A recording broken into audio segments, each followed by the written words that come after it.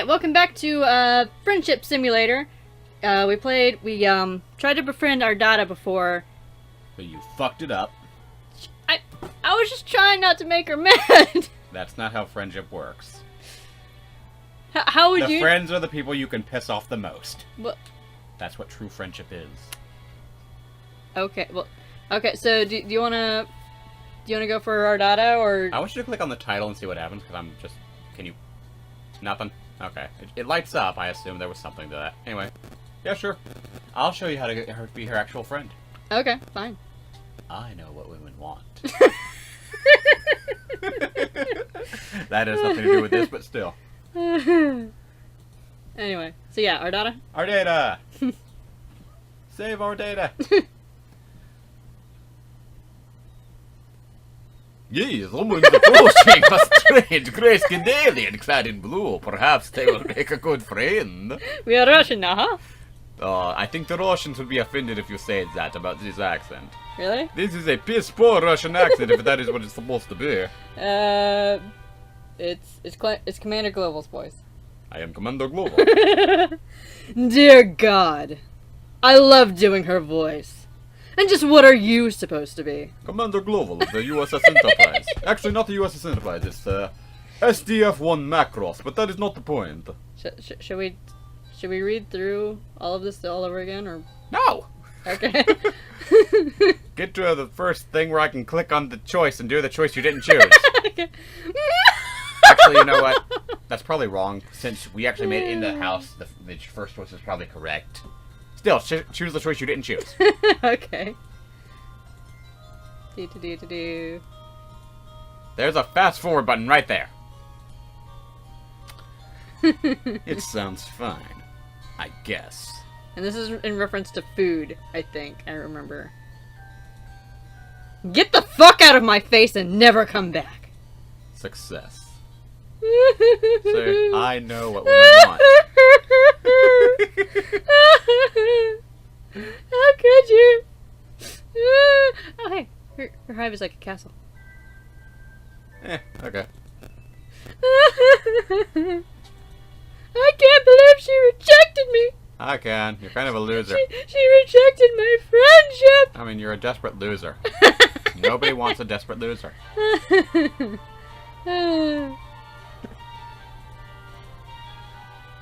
Dude. Get the hell out of there! Wow, there aren't very many choices in this game. I know it's cheap. First, you clear your head and try to think of innocent thoughts. Fluffy clouds in the sky, ironing some clothes, a winning touchdown pass from the sports, our daughter's long black hair spilling over her cloak. Wait. These are not innocent thoughts. Shut it down. Shut it down! There's no time for thinking. You have to act. You hurl the screwdriver at her and run. She calmly lifts a hand toward one of the kids in the cages. The kid tenses up and lifts a hand in the direction of the screwdriver. The screwdriver freezes in midair, right in front of our daughter's head. You run up the stairs. She twitches a finger. The caged kid does a full body spasm and the screwdriver goes sailing toward you. It stabs deep into your leg and you buckle over, tumbling backwards down the stairs. Ow. You're a crumpled heap at the bottom of the stairs, bleeding, and you think your arm is broken in 2 places now. That didn't seem very friendly to me. Luckily for you, I'm very determined to make relationships work. I assumed she would just straight up kill us right then. Even ones with people who flee from simple furniture assembly projects. She stands over you. You attempt to pull the screwdriver out of your leg, but your entire body locks up. You cannot move. She holds an outstretched hand just above you. You shouldn't try to move yet. And you certainly shouldn't try to pull out that screwdriver. You'll get blood everywhere. To my 3 little eyes, under the present conditions, it seems to me that only one of us should attempt walking up these stairs. You feel relieved. Perhaps she has some alien means of levitating you up the stairs?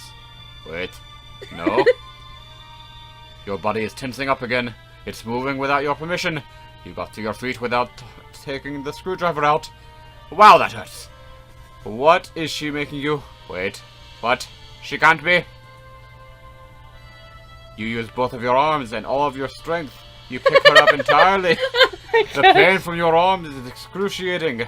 Arms with broken bones are not meant for heavy lifting. The additional weight on your wounded leg isn't that great either. Oh my god. You hold her as a groom would hold a bride. She wraps her arms around your neck to hang on to you in what strikes you as an overly familiar manner. She looks directly into your eyes and grins. Oh man. This is scary. This is better. Now, onward and upstairs. Blech, upstairs? Onward and upward, new friend. Your legs begin to operate without your consent. They wobble and struggle under the weight. The wound throbs. You lumber back up the long flight of stairs, carrying her all the way. It is still weird that you're doing, like, that kind of a voice for narration. I'll change it if you want. I mean, I don't know. I'll change it. I mean, Commander Global is cool and all. Just, I'm trying really hard not to laugh at every single sentence you say. I'll change it. You take her back to the kitchen.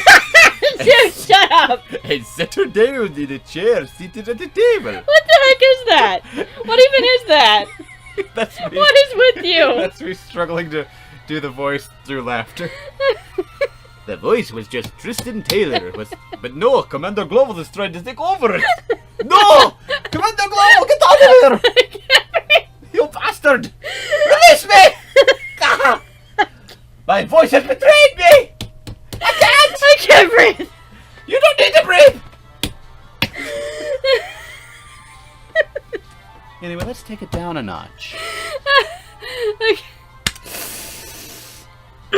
You did. No.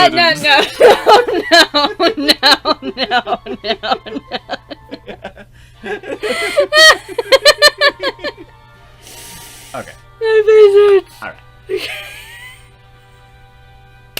Let's go, bastard. If you want to stop making me laugh. No promises. Okay. You didn't think I'd forget about dinner time, did you? Let's put your unfriendly behavior behind us. It's a good thing for you that I'm benevolent enough to overlook disgusting acts of betrayal. You may have noticed I keep several friends in my hive who I have similarly forgiven. Consider the transgression blood beneath the...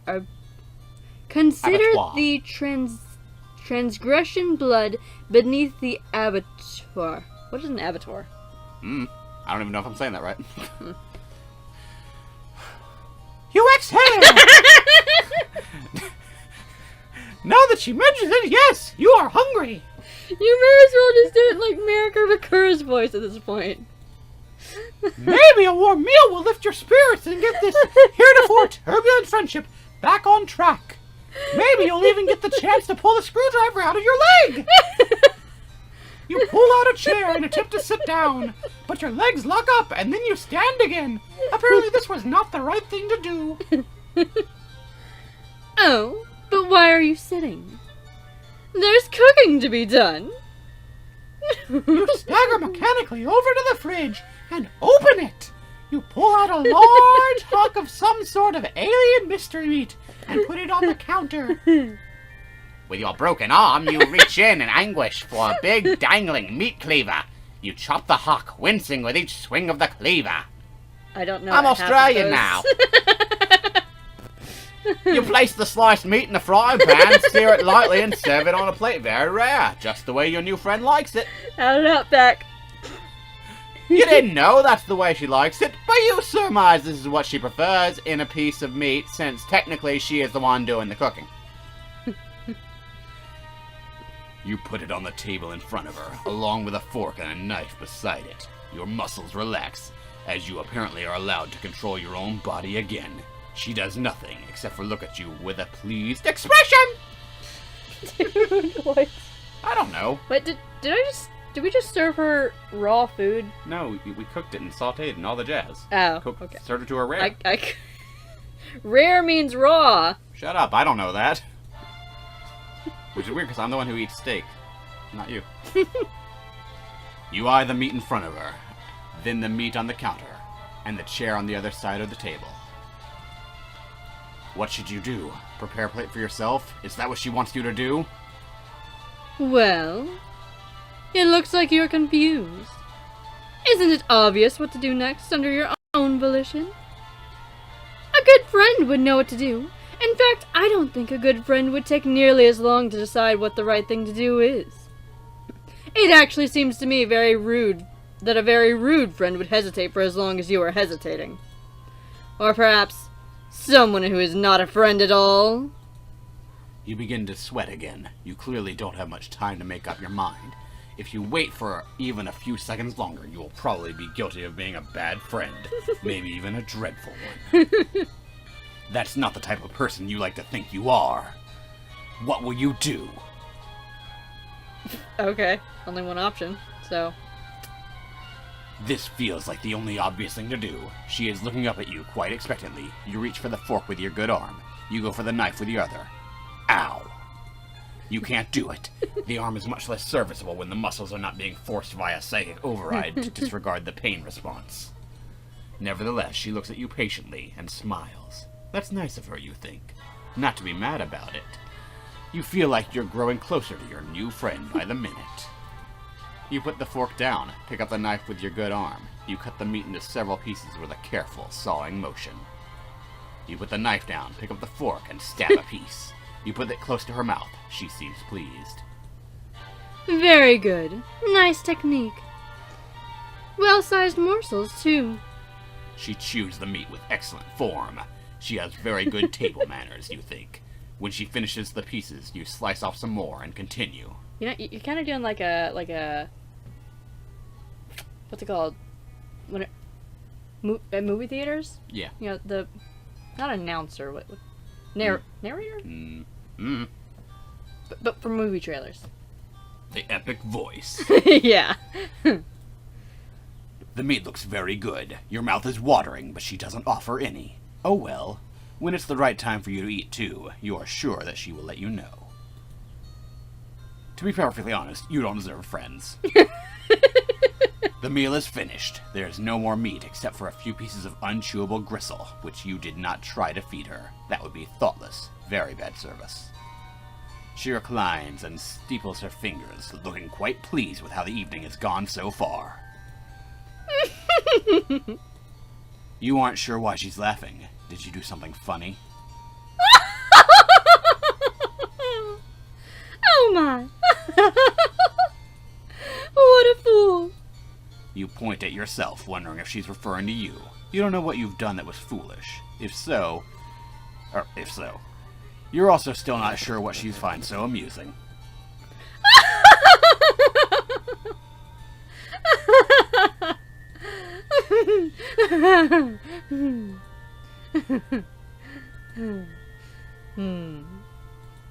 She pauses her laughter for a minute or two, then slowly begins to frown.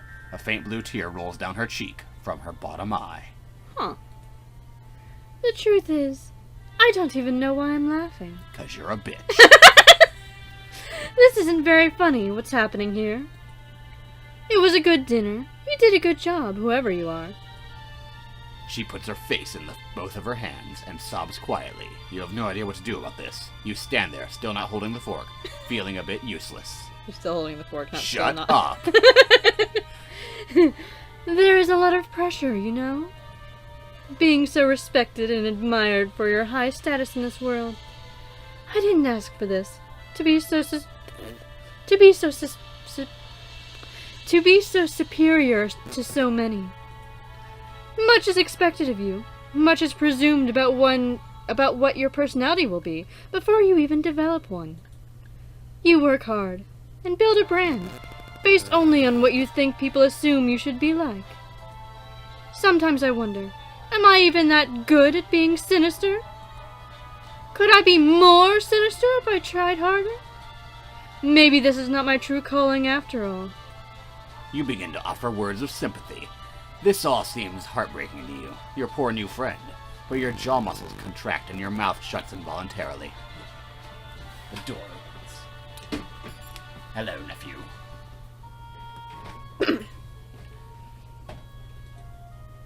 You guess it's not your turn to speak yet. Okay, that works for you. You like to be a good listener to your friends. But what would happen if I changed my brand? If I stopped being so sinister online? My friends and followers will deride and reject me. And my superiors will eat me alive. I accidentally If I show weakness, if I scale back on my bloodthirsty content, I will incur the scorn of a wise-ass clown with 100 million subscribers. It says, will I? Nah, I will. It's hard to... There's so many eyes. Will I? Wait. Is she talking about Marvis? Is Marvis also... Oh my gosh. Are you asking me Homestuck questions? Because I don't know. No, I'm asking you Hive Swap questions. Will I be in a cage someday, listening to a fucking fool honk his horn for likes? I mean, probably. No, I must persist. How lonely it is to know this is all I can do until the day I leave this planet. I have no material or sensory comforts left for me here. Until I can get on a ship and fly away, pain is my only solace. Your hand holding the fork grips it tighter. You're horrified to realize what it is in the process of doing. You bring it down hard on her hand, which is placed flat on the table. She doesn't flinch or react in any way. 3 trails of cerulean blood flow from the tines? Tines? Where they pierce her skin. So that's dark. I mean, she's just a drama queen. We literally just stabbed her hand, dude. She made us do it. I know, but She's just doing it for the YouTube likes. I don't think there's any recordings going on in this room, dude. I don't believe you or care.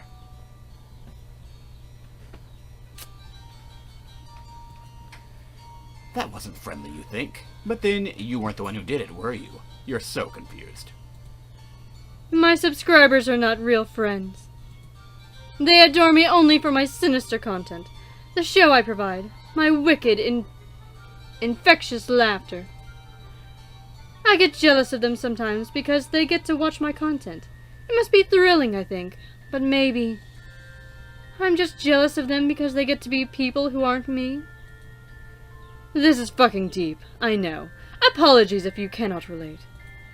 She pulls the fork out of her hand and lays it gently on the plate of gristle you didn't feed her. The people downstairs in their cages aren't my friends either. They act like they're my friends, though, and sometimes I even believe it. But they don't really want to be friends with me. Nobody does. The only person who has ever really wanted to be my friend, who's ever tried to be, is you? You clear your throat and point to yourself innocently. That's it. I've decided. You have passed the test. You will become my friend, officially. As such, I think a reward is in order. You are overjoyed. Your heart starts racing. You can't believe it. A new real friend. But you don't have much time to enjoy the achievement. Your body is doing something again. You bend down in a strained motion. You pick up the plate and fork. You position the plate over your wide-open mouth and scrape in all the remaining gristle and begin chewing. It's virtually inedible. Your mouth humors the act of chewing for 2 seconds, and then you swallow all of it in one painful gulp. Ow. Tastes like friendship. Huh. Okay. Success? You know what's funny? Huh? Hive Swap. Yeah? That made me interested in Homestuck, kinda. Uh-huh. This game makes me very not interested in Homestuck. Why? What was likable about any of that? It wasn't even darkly humorous for the most part. Okay, well, maybe, dip. Hot dog! Man. Maybe the other person's story will be better, because, this was really sad and dark and confusing and weird. You're weird character guy. Friendship. And maybe not right in the head. Friendship. Friendship. Anyway, so yeah, that's all for this one. See you guys in the next one. Goodbye.